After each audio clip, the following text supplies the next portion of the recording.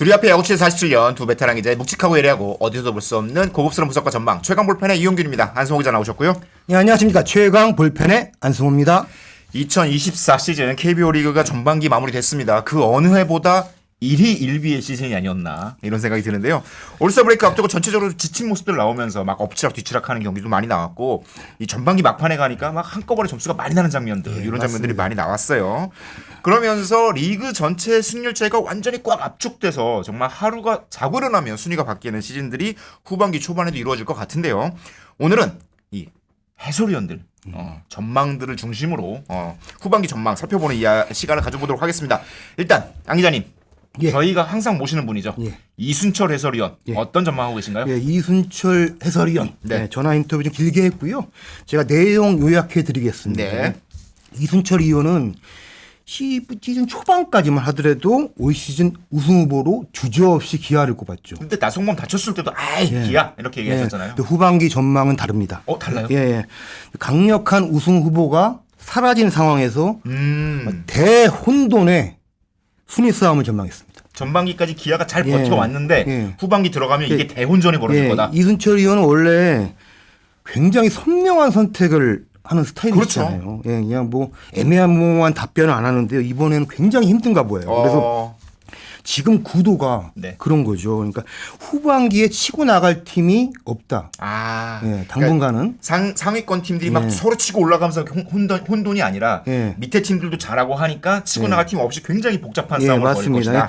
당초 기아를 우승 후보로 봤던 것은 뭐 압도적인 타선 때문이기도 하지만 외국인 투수 네일 그리고 크로우 중심으로 선발 라인이 경쟁력이 있다는 점에 이제 높은 점수를 줬던 그렇죠. 거거든요. 네일 크로우의 양현종 이일이 윤영철로 이어지면 사실은 빵빵했었는데. 근데 이의리 선수 부상으로 빠졌죠. 그렇죠. 크로우 선수 이탈한 다음에 알드레드 들어왔지만 전체적으로 기존 선발진이 갖고 있던 우위가 사라졌다는 거죠. 그러니까 선발진이 어쨌든 압도하지 못하면은 공격력으로 풀어가야 되는데 타격의 야구로는 아무래도 기복이 있을 수밖에 없고 치고 나가기가 지금 힘든 상황이다.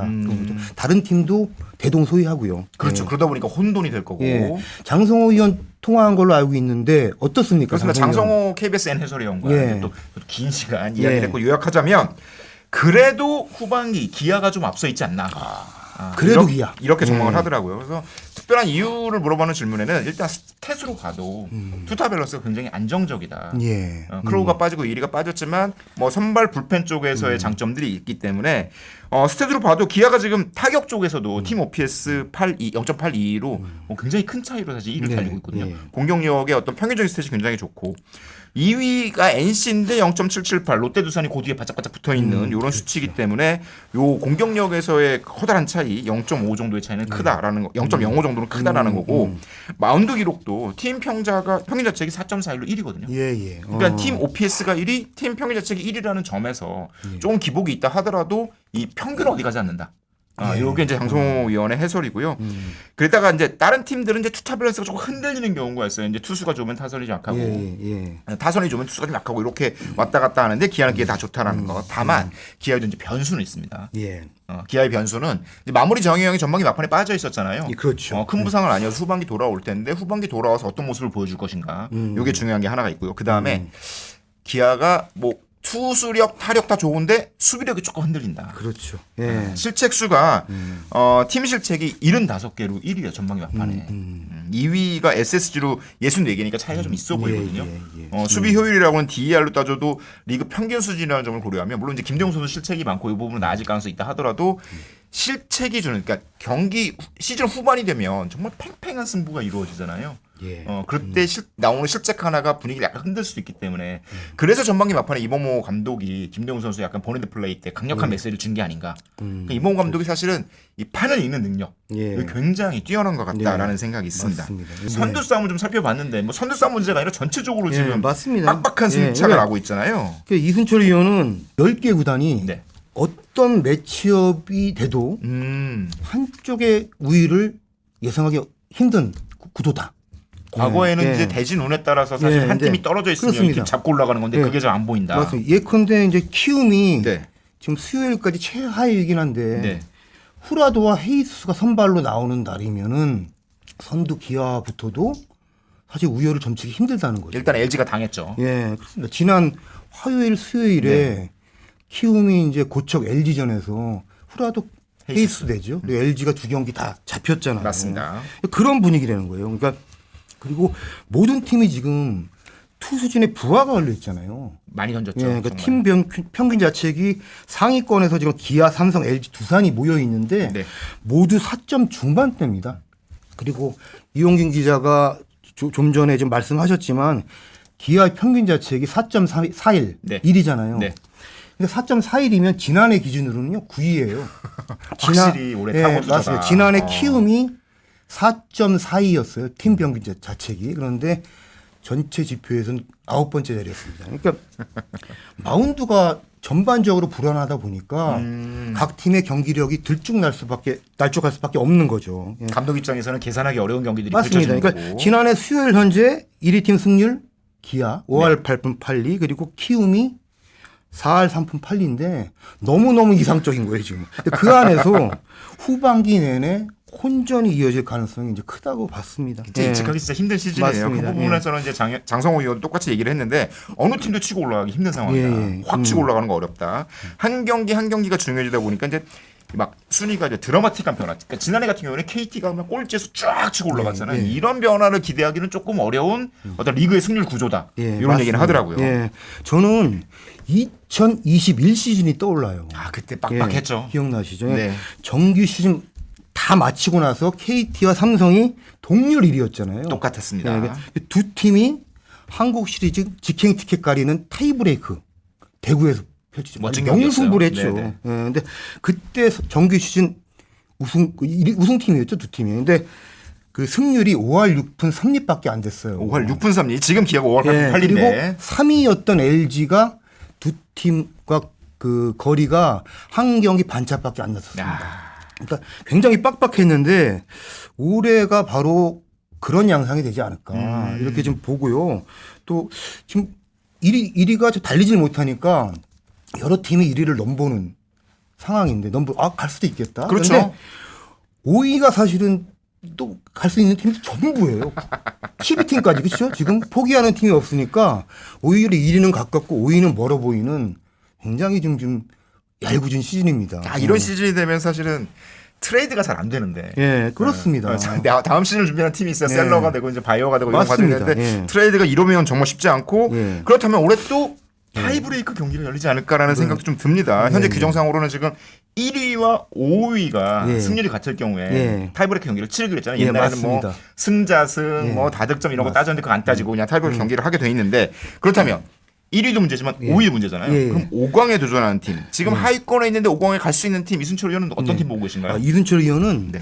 상대적으로 주목할 팀으로 롯데를 꼽았어요. 롯데 예. 전반기 막판 분위기 좋았습니다. 근데 그 전체적으로 구단들의 그 투수진이 부실하잖아요. 그러니까 그렇죠. 공격력 비중이 굉장히 커진 시즌인데 롯데 공격력이 올라오고 있다는 점 주목한 거예요. 그러니까 롯데가 5월 이후에 그 팀 타율, 팀 OPS가 모두 이제 1위입니다. 팀 타율은 2할 9푼 8리고 팀 타율이 2할 9푼 8리. 팀 OPS가 0.823. 와.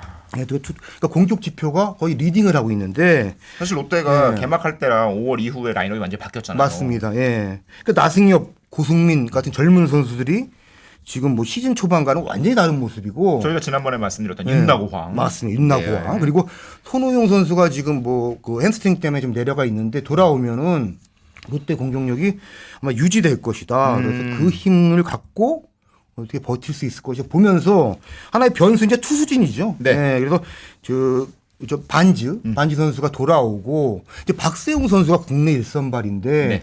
지난 주 중에 이제 두산전에 좀 부진했어요. 근데 왔다 갔다 박세웅 해야죠. 선수가 국내 선발진을 리딩하는 입장에서 그 등판하는 경기에서 한 7할에서 8할 정도의 승률을 가져갈 경우에는 롯데가 무난히 중위권 이상으로 치고 올라올 수 있다. 이렇게 좀 봤습니다. 어디까지?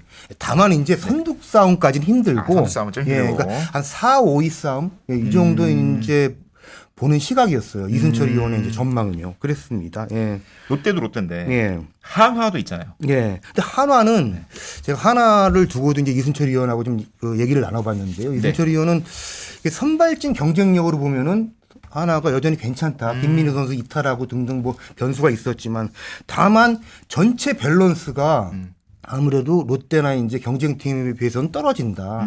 그래서 뭐 그 코칭 스태프 그 초베테랑 스태프들이 가세했잖아요. 그렇죠. 양상문 코치 등에서. 네네. 근데 뭐 그 리더십의 변화는 좋지만 그 승률이나 뭔가 성적 면에서 드라마틱한 어떻게 보면 그 극적인 변화 이런 거는 바로 가져오기는 쉽지 않을 거다 이렇게 좀 내다봤습니다. 예. 장성호 의원도 롯데 가능성에 주목을 하더라고요. 예. 롯데가 아무래도 반지 돌아오는 게 굉장히 크다. 예, 예. 그리고 고승민도 예. 돌아오고 예. 말씀하신 대로 손호영도 돌아오고 예, 예. 돌아올 선수도 있다는 점에서 굉장히 이제 큰 힘이 될 거다라는 예. 예상을 했는데 여기에다가 롯데가 지금 경기 수가 제일 적어요. 녹화 시점 기준으로 79경기 치렀거든요. 예. 이게 다른 팀과 비교하면 특히 두산이랑은 7경기나 차이가 나기 예. 때문에 돌아올 선수가 있는 과정에서 경기 수가 많이 남았다는 거고 예. 승리를 쌓아갈 확률이 높다는 예. 거잖아요. 그렇죠. 이러면 가뜩이나 이제 한 경기, 반 경기 이런 차이로 순위 싸움이 벌어질 텐데 예. 여기 롯데에게 유리한 점이 될 수 있을 거다라는 거 하나. 그리고 한화 얘기도 했는데 한화는 지금 기존의 시즌 전에 평가했던 전력보다 큰 구멍이 하나 난 게 문동주 선수잖아요. 그렇죠. 문동주 선수가 좀 좋지 않다. 이게 전체적으로 뭐 구속도 구속이고 제구 자체가 굉장히 많이 흔들리는 측면이 있으니까 이 부분이 드라마틱한 반전이 있지 않으면 하나는 좀 어렵지 않겠냐라는 얘기를 하고 있습니다. 한화는 이제 문동주 선수가 키 플레이어다. 그렇죠. 이렇게 문동주가 보는 지금 3승 6패 평균 자체 6.9인데 예. 문동주 선수가 후반기에 정말 드라마틱한 반전을 보여준다면 예. 하나도 예. 가능성이 있는 건데 거죠. 예. 그러면 이제 5강팀, 선두팀 예. 살펴봤잖아요. 예. 그러면 이 상위권의 순위 변화 예. 어떤 뭐 팀이 좀 올라갈 수 있을까요? 상위권은 뭐 혼전 예상입니다. 기본적으로. 근데 그 더불어서 네. 예, 이순철 의원이 주목한 팀 삼성이에요. 삼성. 예, 삼성은 이미 시즌 전 전망보다 높은 곳에 가 있죠. 그렇죠. 예, 그런데 후반기에도 선두권에서 지속적으로 대항마가 될 수 있을 것 같다. 삼성이 지금 예. 굉장히 좋은 모습 보이는데 예. 올라갈 듯 하다가 한 번 꺾이고 예, 예. 올라갈 듯 하다가 한 번 그렇습니다. 꺾이고 지금 5연승하고 꺾이고 예, 5연승하고 맞습니다. 꺾이고 이게 예. 계속 반복되잖아요. 삼성이 뭐 크게 두드러진 강점도 없어요, 사실은. 그렇지만 뭐 큰 어점도 없다. 그렇습니다. 예, 그래서 꾸준히 페이스를 유지하다 보면은 어떻게 뭐 대항마로 한번 기회가 있을 것 같다는 전망이거든요. 특히 시즌 초반에는 외국인 선발 이슈가 많았잖아요. 그때 막 교체해야 되냐 아니야, 예. 막 뷰캐넌 데려가야 되냐 아니야. 지금도 뭐 그랬는데. 완전히 꺼진 건 아니지만, 예, 6월 이후로는 레이에스가 네. 5경기에 나와서 1승만 했지만 평균 자책이 2.57입니다. 2.57이면 지금 분위기에서 굉장히 좋은 거죠. 예, 그렇죠. 그리고 코너가 6경기 등판했는데 2승 1패 평균 자책 3.08. 안정적이죠. 너무 많은 팀들이 좀 기복이 있잖아요. 네네. 그러다 보니까 삼성의 꾸준함이 좀 부각될 수 있다는 오히려 시각이에요. 장점이다. 네, 근데 역시 변수는 불펜이죠. 네, 삼성이 지난 겨울에 베테랑 불펜을 뭐 집중적으로 보강을 했잖아요. 네. 그런데 그게 전반기에 역전패를 줄이는 어떻게 보면 동력이 됐는데 최근에 이제 불펜의 힘이 좀 떨어지고 있다는 거. 지난 주 중에 기아랑 대구 경기를 하면서도 투철이 역전패를 하잖아요. 삼성 팬들은 꼭 예. 안타울 것 같고 요거만 넘어가면 더 치고 예. 올라갈 것 같은데 더 치고 올라갈 것 예. 같고 거기서 딱딱 끊기니까. 예, 그러니까 그 베테랑 불펜진 후반기 어떻게 버틸까? 그게 이제 삼성의 관전 포인트다. 오늘 이렇게 뭐 짚을 수 있을 것 같습니다. 이 베테랑의 장점은 또 그런 거잖아요. 좀 지쳐 보이다가도 예. 한 시즌은 이제 꾸준히 예. 이어가는 노하우들이 있으니까. 예, 맞습니다. 그리고 다음 주에 네.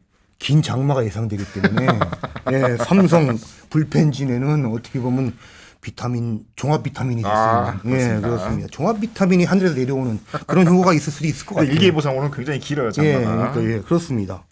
장성호 예, 의원은 이 상위권 싸움에서 지금 이 중간 언저리를 하고 있는 이제 NC와 SSG 이 부분이 어떻게 될 것인가 가지고 관건이라고 예, 얘기했거든요. 예. 이 팀들이 살짝 흔들리면 하위 팀들이 올라갈 수 있는 여지가 생기는 맞습니다. 거잖아요. 예. 롯데가 치고 올라가면 이제 두 팀과 치열한 경쟁을 펼치게 되는데 NC가 전체적으로 힘이 좀 떨어진 느낌이 보인다. 여기에 더해서 SSG가 예. 잘 버티고 있는데 예. SSG가 재밌는 기록이 있어요. 지금 피타고리언 승률과 실제 승률 차이가 너무 커서 피타고리언 승률이 뭐 볼펜심 여러분 잘 아시겠지만 이제 득실점 가지고 따지는 거잖아요. 맞습니다. 그러니까 득실점의 합계 평균 이런 것만 따지면 피타고리언 승률이 0.443으로 이거 꼴찌를 해야 맞아요.